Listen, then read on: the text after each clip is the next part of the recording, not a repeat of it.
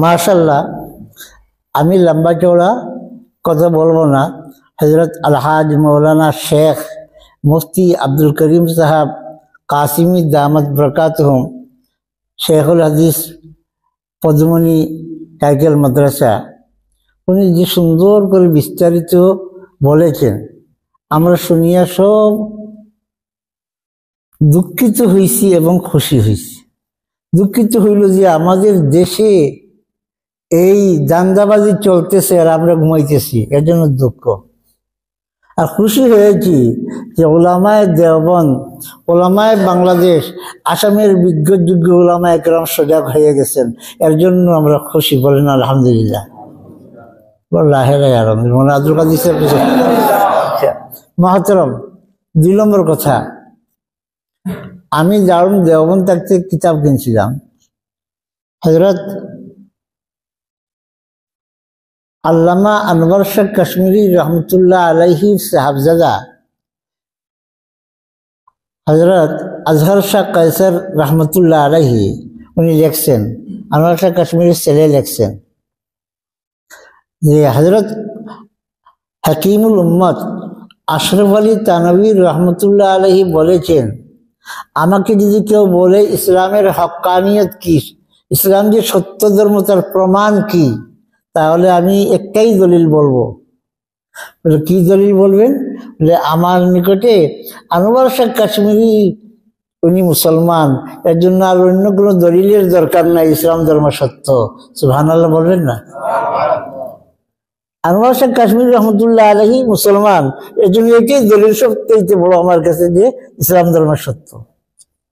হযরত রিয়াসত আলী বিজনুরি রহমতুল্লাহ আলাইহি একবার না বারবার বলেছেন, ইসলামের সততা সাদাকিয়তের কারণে একটাই দলিল যথেষ্ট, এই দলিল হল উলামায়ে দেওবন্দ।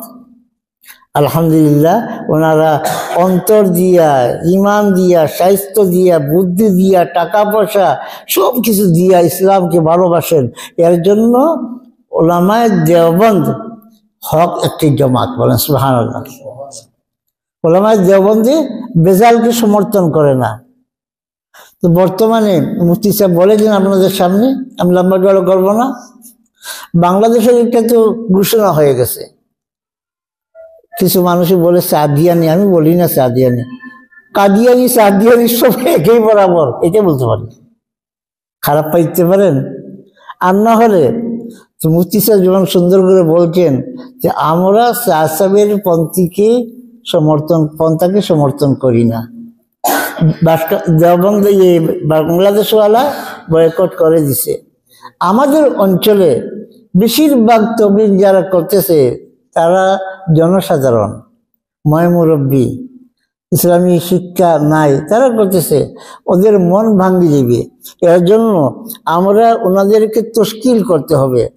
দেওবন্দ মাদ্রাসা যে ছাত্রদের উপর যেটা বলছে, দেওবন্দ মাদ্রাসায় ছাত্রদেরকে বলে দিছে লিখিতভাবে শিল মারিয়া, দারুন দেওবন্দের ছাত্র যারা, তারা কোনো দলকে গ্রহণ করিও না, তোমরা ছাত্র পড়ো। বুঝতে পারছেন? তোমরা পড়ো, কারণ মাদ্রাসায় বেজাল ঢুকে দেবে। আর ইঙ্গিত দিতেছে যে সাহেবের দল গোমরা, পথভ্রষ্ট, ওই দলে যেইও না।